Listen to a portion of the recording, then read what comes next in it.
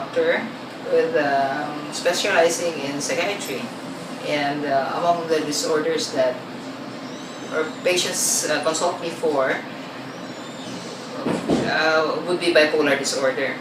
And that's what we're going to be talking about today, bipolar disorder. What is bipolar disorder? It is classified as a mood problem. No? It's a mood disorder where you can have two extremes of feelings. Sometimes there are periods when you can get malungkot, no? Feeling mo down ka, wala kang energy, many times hindi makatulog, hindi makakain, no? And the extremes, pwedeng naisip mong walang kwenta ang buhay, no? And kini-question mo kung dapat matuloy pa yung buhay mo, no? On the other side of the yung bipolar is syempre yung marami kang gustong gawin, marami kang ideas, marami kang pwede kang masyadong parang masaya, no?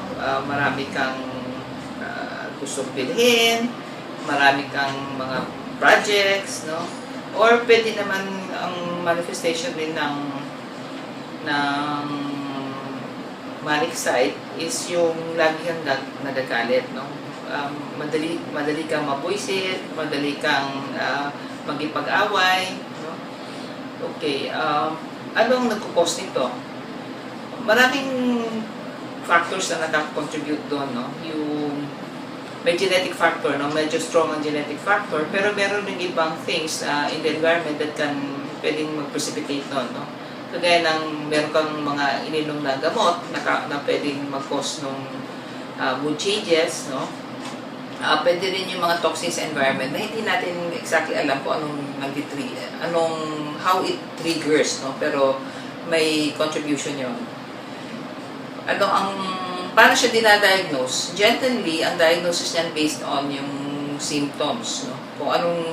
Kung merong pagbabago sa ugali, no? Usually napapansin yan ng mga kasama mo, people na close sa iyo, no? Kung nadi-depress ka, napapansin nila, ayaw mo lumabas, ayaw mo makipag-usap. So, kung sensitive yung mga kasama mo, natatanong sa iyo kung may problema, di ba? On the other hand naman, kung masyado namang excessive na yung ginagawa mo, yung lagi ka nakikipag-away, lagi kang naubos ang pera mo, bili ka ng bili, kung hindi ka na natutulog, minsan isang oras lang tulog mo, then napapansin din yon, no? Kung minsan naman yung ibang tao, napapansin nila yung changes sa sarili nila. So, pwedeng sila mismo nagpupunta sa doktor para mag-consult.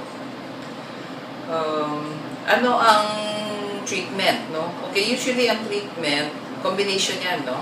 Pero very strong kasi may changes nga biologically, very strong yung need to take medications o medicine, no? At saka may kasama diyang mga psychotherapy, no? Like you talk about the things na affect you sa buhay mo na nakaka-cause rin ng changes sa mood, no? So usually ang ginagawa ng psychiatrist is combination ng gamot at saka some kind of psychotherapy. Importante rin a good supportive environment, no? Kaya ng family, no? As well as friends, no? So sinasama din yun sa ways of trying to help the person with the bipolar.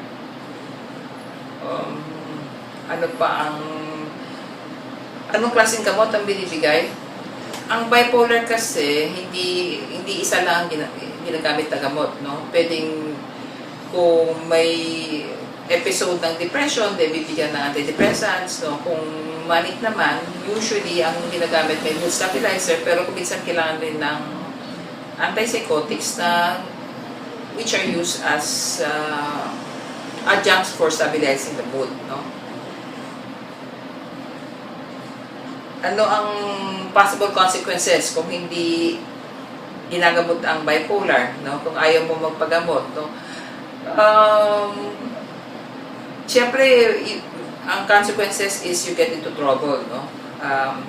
Yung manic, pwede ka maging excessive na, no? Na pwede ka maging problem sa friends mo, problem sa family, or at worst, may problem din sa law enforcement, no? Minsan, lumalabag ka sa batas, no?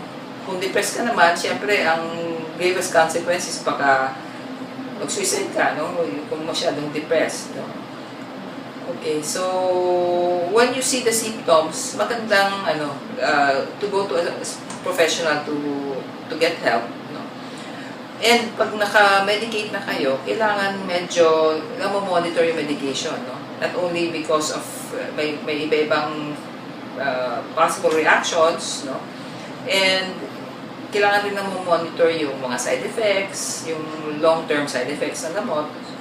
So it's good to see a professional, at saka don't stop the medications without consulting a professional, no?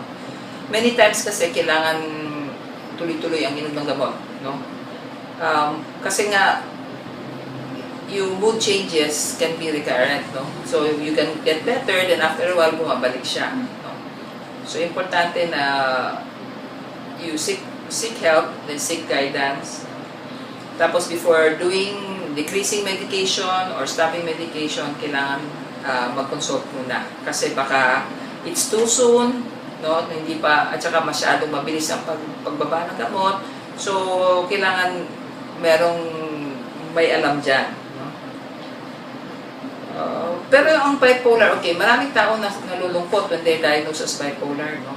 Pero hindi siya ganun ka-disabling, no? In fact, many people hindi na disable doon sa sakit, no? Nakakapagtrabaho sila, they can have good family life, no? So with adequate management, there's no reason why a person should be stigmatized or discouraged na may bipolar siya, kasi you can live a normal life, no? Except of course you have to take medications, no? Pero wala nang I mean, it's something that is very manageable, no? Bihira naman yung having problems in terms of yung treatment resistance, no?